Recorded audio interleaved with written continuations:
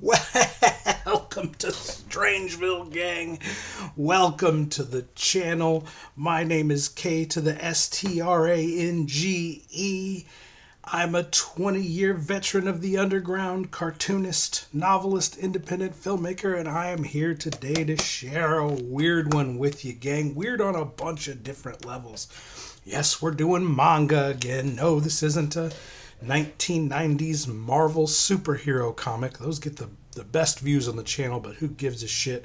I cover the books that I'm passionate about, and this is a book that I love from a creator named Q Hayashida. And Q Hayashida is actually a chick. A chick made this post-apocalyptic, weird urban fantasy manga. Very unusual for a woman to make a book like this, and we'll get into it. We'll talk about why. I've got some other angles I want to cover, and I also, of course, want to show you the absolute, the reason we're here, because this art is absolutely fantastic. Q is one of the real ones. Look at that. That's a landscaped table of contents. I don't know if I've ever seen that before. Dorohedoro is the name of the book. Dorohedoro. Fantastic manga. I actually originally first saw this as an anime series on Netflix. I started watching it. It was all whacked out and cool, and cool enough that I decided I wanted to track down the art and the manga and see if sometimes the art style and the of the manga and the art style of the anime are virtually identical, and so take your pick. Sometimes you can watch, like, one of my favorite anime series is called Parasite, and Parasite, when I loved it. I watched the whole thing. It was awesome, except for the very last part of the very last episode, which is bizarre. We'll get into that one of these days. I'll do a Parasite. I'll get some of the manga. The point is, the reason I didn't buy the manga was because it was like done in exactly the same art style, and it was like panel for panel, word for word, exactly the same. And it was like, well, what's the point? I can spend 50, 60, 70 bucks by the time I end up getting all the volumes of Parasite and end up with exactly the same story as I got in the anime that I watched. But when I saw the art style of Q Hayashida, I knew immediately that I had to buy this manga, because this is something special. This chick just draws her fucking ass off and has one of the coolest rendering styles. I think this is on par. This stuff is, I think, on par with Berserk, which is another one of my favorite manga that has an anime. The anime is great, but the art in the book is so detailed and just raw and crazy looking that I had to buy the Berserk books to accompany the anime viewing, because it's a different experience. Sometimes it's the same experience, and sometimes it's a completely different experience. But this is a crazy story set in this post-apocalyptic wasteland where there are two dimensions. There's our dimension, which has been completely destroyed by wizards, and then there's the wizarding dimension, and these wizards kind of come back and forth between in these wizarding doorways and fuck with us here and terrorize us here in the real world. And our main character is this lizard-headed guy who's he's had his head turned into a lizard. He can't remember his identity. He keeps shoving these wizards' heads into his mouth because there's a man inside his throat that talks to these people when he shoves their head in his mouth, and he then interrogates them after they come out of the out of his mouth, and ask him who the person, there's a guy in there in his mouth, and he's asking him, See, there's the dude in his mouth. So this is the wizard. He's got his head shoved in there. Who's there? Huh? You aren't the one. And then he yanks these wizards out of his out of his mouth and starts interrogating him. Who's the guy inside my mouth? It's just bizarre. And then he's got a best friend, is this girl that he hangs out with that owns a restaurant and is just constantly making him food. And she's like on the quest with him to find out his true identity. Look at that killer fucking artwork.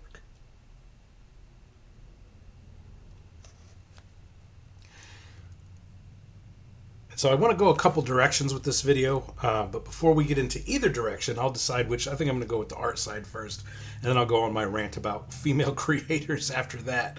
So bear with me, gang. We're going on a big, winding adventure here today on the channel. You know, you get the kind of comic book coverage on the Kevin Strange channel that no other. You're never going to get any kind of coverage like this from anybody else on YouTube's. They're all jobbers compared to what we do here. We go ham on our comic book coverage. Before we do that, we have to acknowledge the patrons. We acknowledge the patrons every video. And who are the patrons? Well, they could be you. There's a link in the description to the Patreon below. And for only $3 a month, you can support financially the operation here in Strangeville on the YouTube channel. And by supporting us financially, you get access to 20 years of comics, novels, and feature films from the twisted mind of me, Kevin Strange. You get Kevin Strange's Space Worms, Count Kefula, a.k.a. Dracula in Strangeville. That's my 28-page one-shot comic that just came out last month in October. And you can expect there to be lots of brand new comics. I've already finished penciling of my brand new Bigfoot, Bizarro Bigfoot comic called Gigant. The first issue of that is already penciled. And so very shortly, within the next, I would say, month and a half, Gigant issue 1 will be up there on the Patreon. So you get fresh content. It's not only my entire back catalog, the complete collection of Kevin Strange, which involves all of my comic books, all of my novels, and all of my feature films, but you're also getting updated and new content there. And as if that's not enough, as a bonus, you get shouts out in every single video we make here on the YouTube channel. So let's shout out our current patrons and channel members. That's Savage Splendor, Dark Lord Carrion, 666 Yoshi, Alien on LSD, Joseph Stark, Loud Pack Productions, Dave Baxter, Jason German, Mutant Minds, Joshua Wise, Jeremy Maddox, Nirvana, not the band. I mean, maybe it's the band. Maybe the band Nirvana supports. I don't think they exist. I mean, So Kurt Cobain's been dead for 100 years, and Dave Grohl sold his soul to Satan, created Foo Fighters, and became one of the most popular bands in the universe. Do they still claim? Do the surviving members of Nirvana still claim? Do they still get? Is it like being a Marine? Once a Marine, always. You're never an ex-Marine. You're just a Marine for life. Are the band members of a band who's disbanded because of the death of the leader of the band? Do they maintain ownership of the band for life? Does Nirvana still exist as a band? I don't know.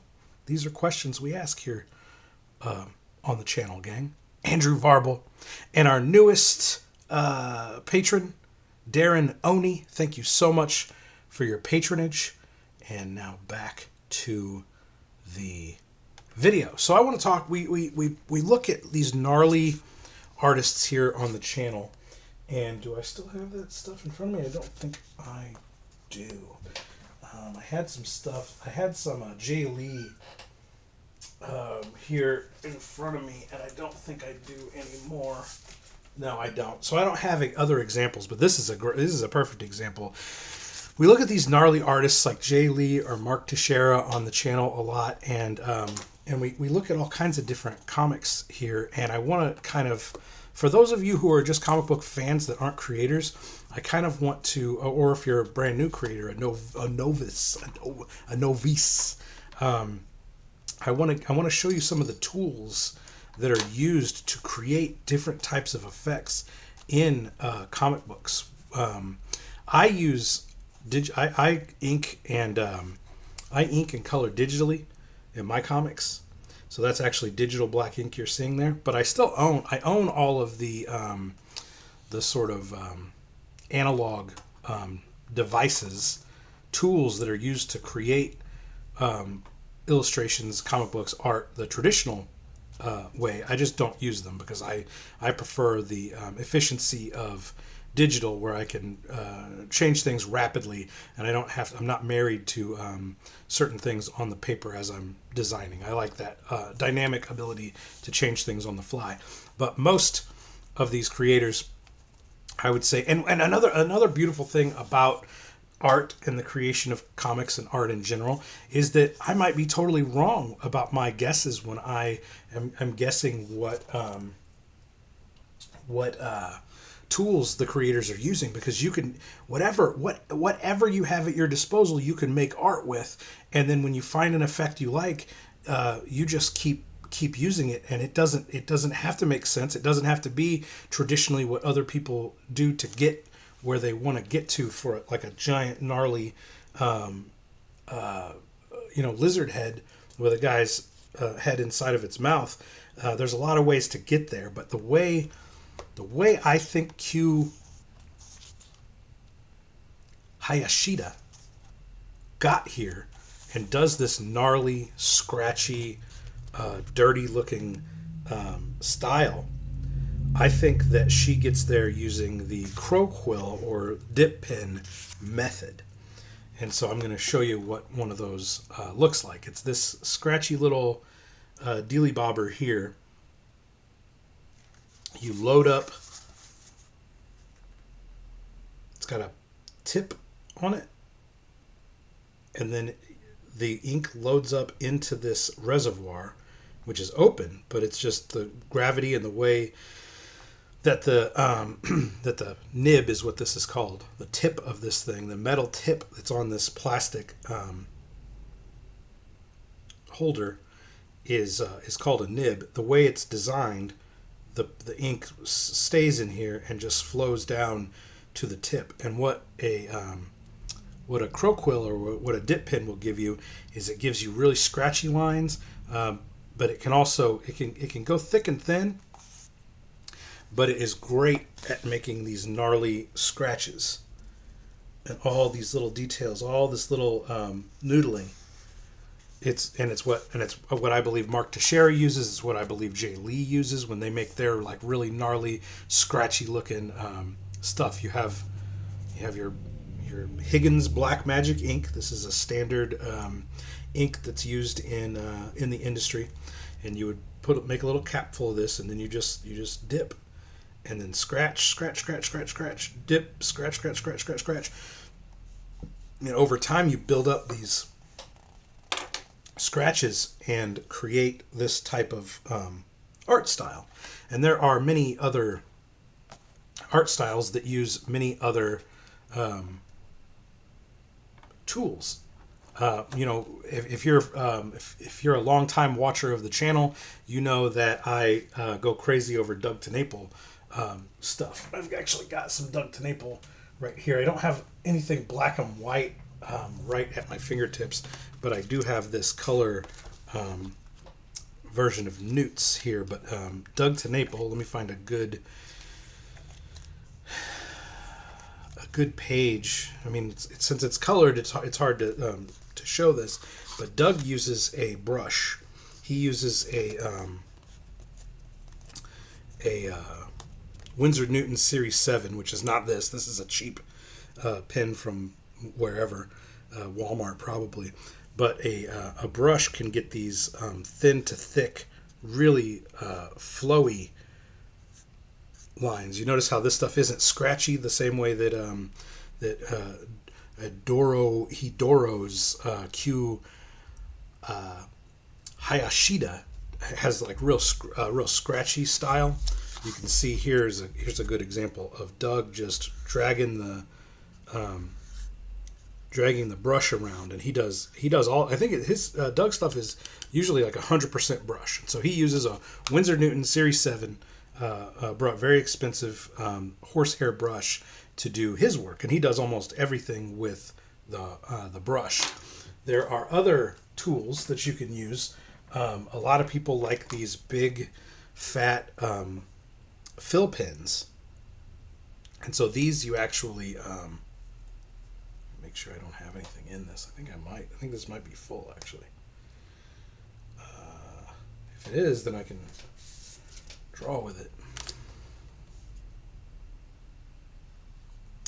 It looks like I just have maybe water in it because I was using it for watercolor. These are great for both putting like Higgins Black Magic ink in, and you can go very fine with a fill pen like this. You can go fine to thick, and do all kinds of interesting gnarly effects. I'm getting some black out of it now. I think it might just be that I filled this up like three or 4 years ago and haven't used it since, so it's probably ruined. The ink in there is probably all watered down. Yeah, it's pretty. It's starting to come. But that's a tool that's often used is the fill pens. Let me get this closed up. And then people also like a lot of cartoonists use just tech pens, which give you sometimes they're called fine liners, sometimes they're called tech pens. But they give you one consistent line. So you do all your art in a very fine, consistent manner, and then these come in a bunch of different sizes. So you'll basically outline your pencils with a fine liner, and then stair step your way up in thickness, and then you're going back to your very rigid thin lines and going and thickening them up with just thicker. These get thicker and thicker and thicker until they're almost brush pens. Well, maybe I went the wrong way. I think that might be the smallest. That might be the smallest, and then by the time you get to the largest, I think the largest is, it's just a brush. The largest is a brush pen. And so, it's actually, it doesn't bend at all. So it's just a very thick line, which a lot of people like. A lot of cartoonists. Frank Miller is a thick line guy, and Frank Miller might use these tech pens and use these really thick tech pens. That's the beauty of art, is people can use a wide variety of tools to match similar effects, and that's why we get into the arts, for the freedom of creation, the freedom of experimentation. There is no right way, there is no wrong way. And you get to where you're going through tons and tons of experimentation over time, and and so Q Hayashida, I think, gets where she's going using the crow quill or the dip pen. And I love this fucking guy. He's like super. Our main character is like super self-conscious about having a fucking reptile head, so he puts this gas mask on, which is not any less unsettling. But he wears this fucking gas mask. Anyway, the whole mystery is, who is the wizard that turned his head into a lizard, and that we get this really cool looking. Look at this. This is just one of those weirdo wizards.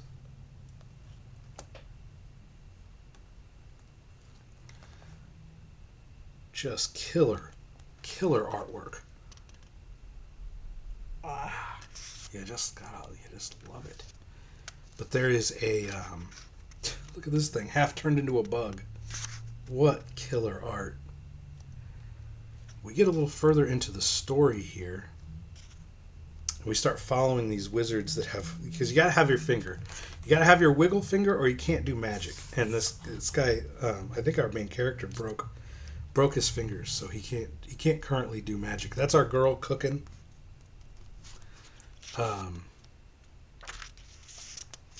He's got one hand completely wrapped up, but he eventually gets back over into getting his face shoved into the reptile mouth.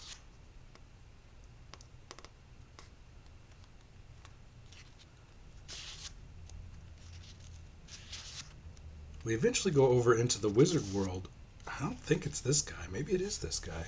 Maybe this guy is the leader of the wizards, and he's like got these crazy ulterior motives.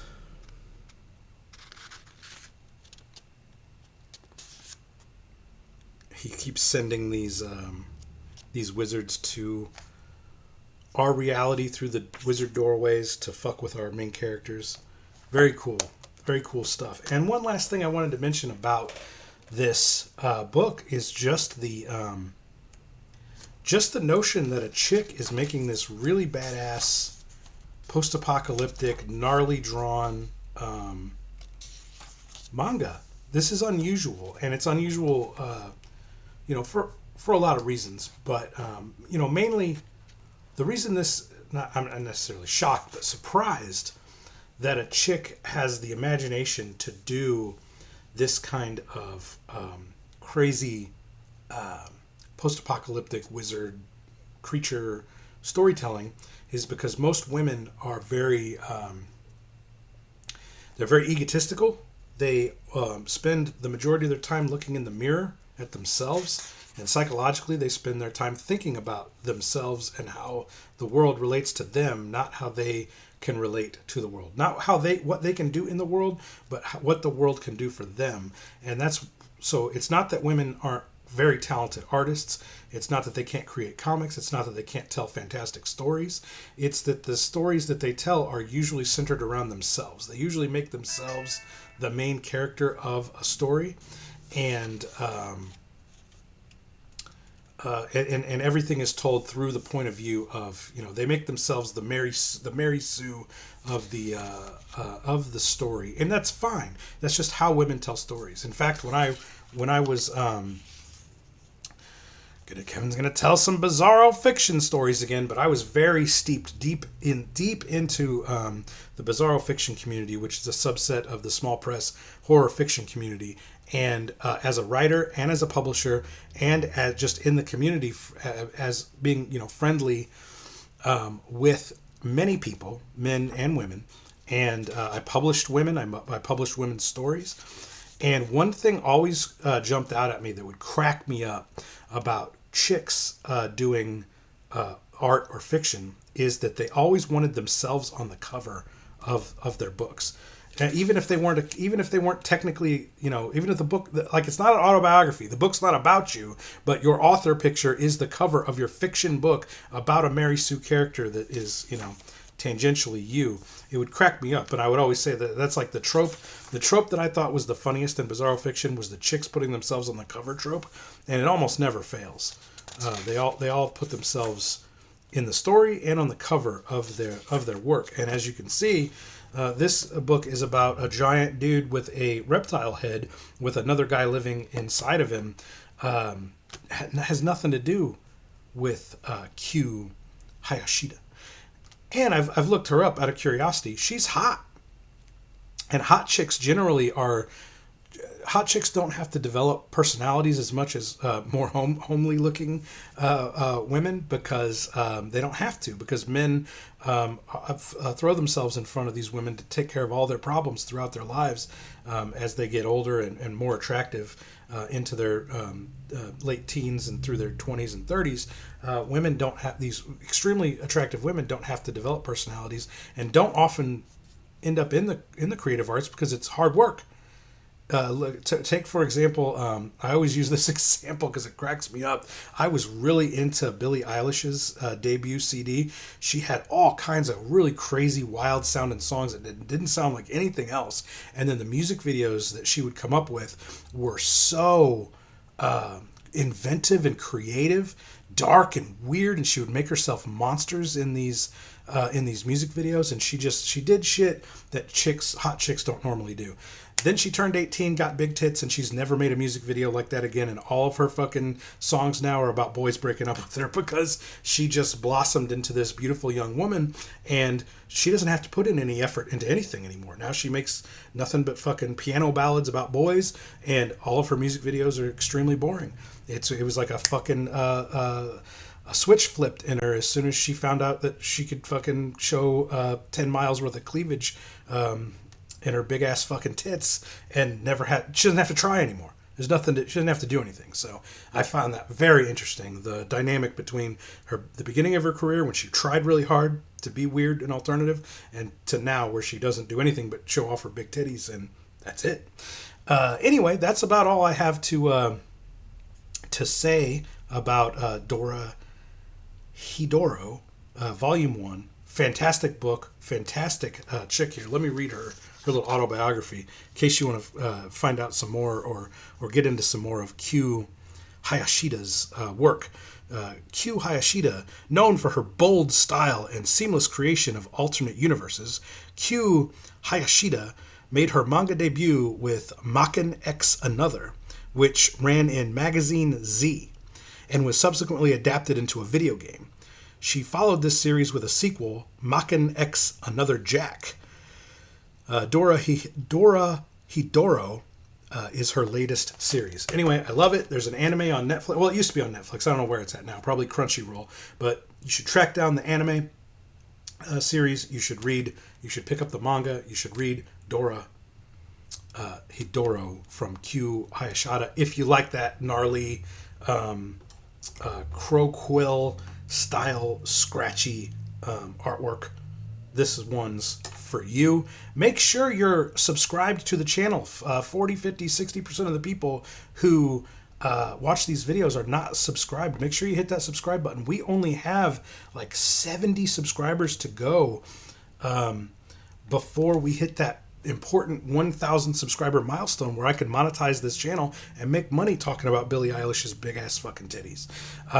In fact, when we hit that 1,000 subscribers, as a thank you to you guys, I'm going to give away my 164-page graphic novel Space Worms that has a veritable smorgasbord of big-ass fucking titties in it for free for an entire month if on the Patreon. You won't have to subscribe to the Patreon. You just have to subscribe here to the YouTube channel to get us to the 1,000. Then there'll be a link in the description for a whole month worth of videos to download a digital version of Kevin Strange's Space Worms for free. So, if you have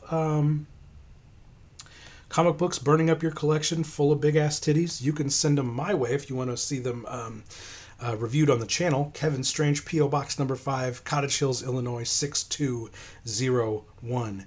And if you're a creator and you like to draw big-ass titties, if you like to draw fan art of Billie Eilish with big-ass fucking titties, you can send that stuff my way for me to review here on the channel.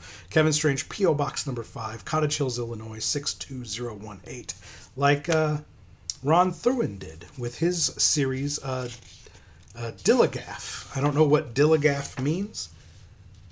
Dilligaff. Give a fuck is definitely those final.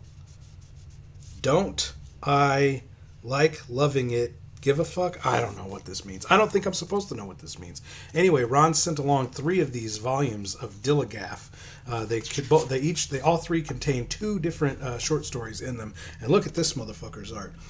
Now let's see if we can guess what Ron uses here for his to create his style. I'm going to say, based on the relative evenness of his bold line that he goes over here, I am going to say that Ron creates all this with tech pens. I'm going to say he does all this with different sized tech pens. Now you tell me what you think, gang. Like all this cross hatching in the back here to create this smoke, it's all pretty uniform in size. So that's my guess. Ron, you can drop it if you're watching this. Drop in the comments and let us know if I got close to that. If you use tech pens or you use brushes, or if you're a see, I don't think you can get this kind of bold, thick black line here from a crow quill. This offers a much shakier, scratchier line than what we're seeing here in Ron's work. So that's my guess. Ron, you can let us know if you're watching the video. But yeah, if you're a creator and you use tech pens or crow quills or or brushes or whatever, and you want to see me review your stuff on the channel, send it my way. Kevin Strange, P.O. Box number 5, Cottage Hills, Illinois 62018. That's going to do it for us, gang. Thank you so much for watching to the end of the video, and I hope we catch you on the next one. And remember to stay strange.